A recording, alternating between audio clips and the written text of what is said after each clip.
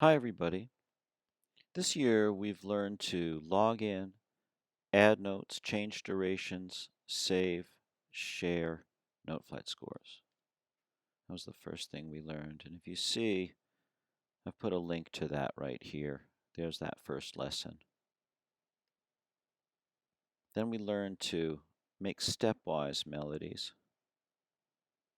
And there's a link to that. We learned to harmonize, and we learned to change tempo in the third lesson. We learned to select pieces of our pieces, copy them, paste them in our fourth lesson. In our fifth lesson, we learned to use arrows to navigate our scores.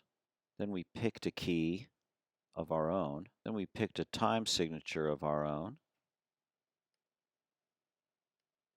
We started building bigger pieces. We learned to make repeats. We learned to make a drum beat. We learned to make a groove to go with a drum beat. We learned to use ties. And we learned how to compose with chords in 3 different lessons. There was also some important background knowledge, a unit on the piano keyboard in case we want to play our pieces, background knowledge about intervals between notes, and applying those intervals to making major scales, which are patterns of notes which sound really good together. With each of those slideshows, there's a YouTube video of me reading through the slides, explaining them, and doing the project. And here's a playlist at YouTube of all of those videos. So this week, your job is to make a piece with as many of these proficiencies in it as you can. But just show me some proficiencies to be successful. In other words, you might actually just make a drum beat. Though if you haven't done some of the earlier stuff, it might be difficult to do that. So you may want to start from scratch. In this one, making durations is a big deal. Different durations really makes a musician out of you. So this would be a great one to start with for those who haven't done note flight in a while. So this course was designed to be do-it-yourself. You can feel free to start at the beginning, but to really learn it, try to do each step as you read each slide. Watch the video and pause often to do each step. And email me, danseiden at brsu.org, and ask questions when you're confused. Now again, you can just experiment if you want. Just log into NoteFlight and just be a mad scientist. I love that. We've talked about that. And if you log in, I'll see your work, and you'll be getting some music credit. You'll be getting what's called a transferable skills proficiency. Transferable skills are skills that apply to all your learning in all your subjects. I can get to a website, I can do some work, I can show my teacher I've done some work. That's all good. Whatever you do, if you log in and do some stuff, you get some credit. But you can also learn how to make classic sounding music by following each step from the start. You can add academic proficiencies and music skills by following the steps in the assignment. So where are you? Beginning? I can log in and save a few notes. Developing? I have some proficiencies. I can make a stepwise melody, perhaps. Proficient? I can make pieces that show many compositional skills I've developed. Now remember, your level of proficiency isn't the same as a grade. Teachers mostly don't give grades anymore. All learners are at all of these levels in the different tasks they undertake. First steps are as important as final products. Effort is always crucial, not for a grade, but because you develop your skills, abilities, and understandings. So, a beginning learner who does a creative piece is a successful student and a proficient learner who simply makes what is expected maybe less so. So good luck this week. To continue this video, I'm going to make a piece with as many proficiencies as I can put in. Okay, so I'm going to start by logging in. How do I do that? I go to my class stream. There's a link right at the top of the page. Click. Answer all the nice questions. Here's the login button. Sign in with Google.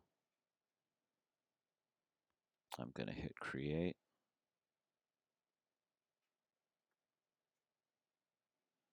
And I'm going to do piano this time. And the first thing I'm going to do is I'm going to pick a key and I'm going to pick a time signature. So I'm going to pick a key and I'm going to pick the key of E. And I'm going to pick a time signature and I'm going to pick 3 quarter notes in each measure. And I'm going to go OK. Now since I picked the key of E, I'm going to click in this measure and I'm going to make some chords. And I'm going to go to basically my chords 1 assignment. And I'm going to type E and E through E in the musical alphabet. F, G, A, B, C, D, and E. And then I'm just going to pancake stack some chords on top and give myself some material to work with. So those are the chords I have to choose from. I'm going to grab them. I'm going to make a chord progression. And I'm just pasting the same one each time. And then with my up and down arrows, I can move them. So there's navigate, use arrows to navigate scores. Use my up and down arrows to move stuff around to where I want it to go.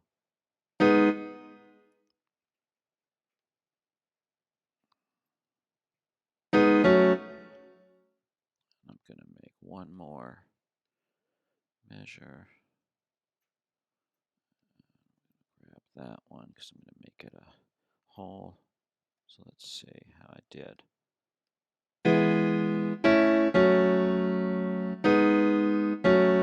Oh, that's nice. I like that quite a bit. Cool. So I'm going to now take these away.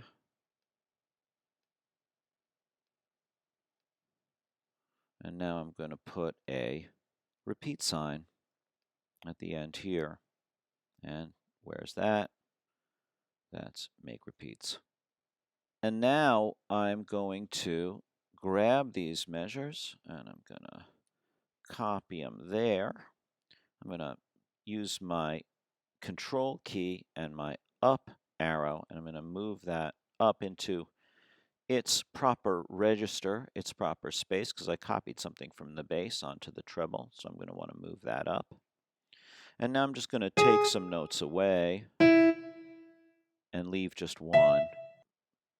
Now, what I'm going to do is I'm going to change these notes, these durations, and make them shorter. So I'm going to make that a quarter. Now I've got this space where I can compose some notes in between my chord tones.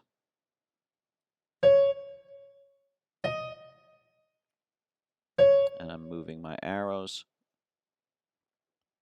Oh, and what I'm going to do, since it's the same note, is I'm going to put a tie there. That'll give us some nice syncopation. And where did I learn that? Use ties. Let's hear how that sounds. Oh, you know what I'm going to do? I'm going to make it a little bit faster, because that's the kind of mood I'm in. And that, what I just did was change the tempo, and that's right there in that lesson, third lesson. All right, let's see how I did.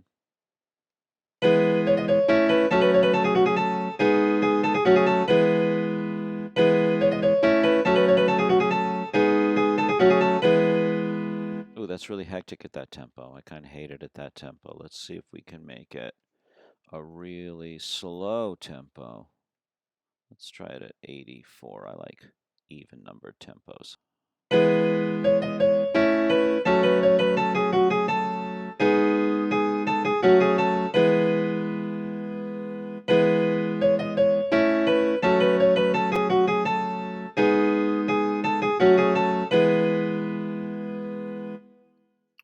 Now there's one thing I do see. There's a G and then followed by another. That's repeat motion, but we have an answer to that now, and it's called the tie. Now I'm going to make a drum beat for my piece.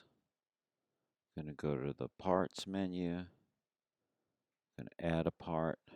I'm going to pick unpitched percussion. I'm going to pick drums standard. I'm going to make a lower voice.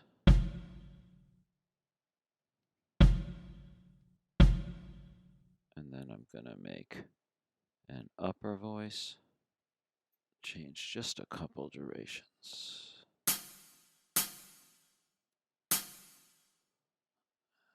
Maybe I'll change this bass drum to a snare drum.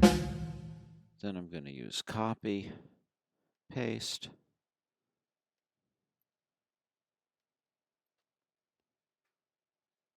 Let's see how that sounds.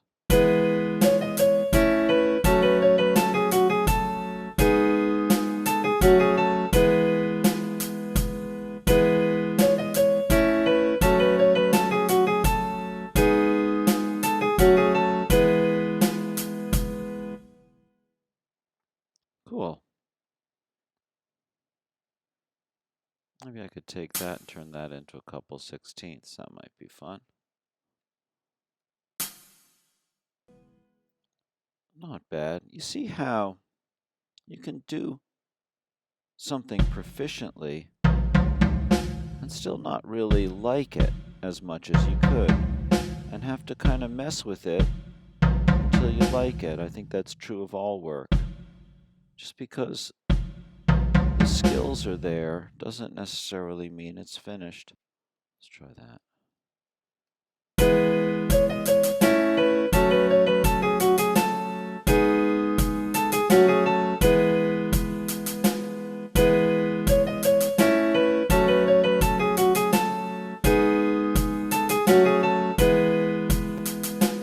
All right, so I can keep messing with it, but you see how it's all there. I've got a stepwise melody that starts and ends, in this case on B, but I'm in the key of E. I've got some chords that go with it, and I've got a drum beat that goes with that. I've used some ties, I've made some different durations. Now, of course, I want to hit save.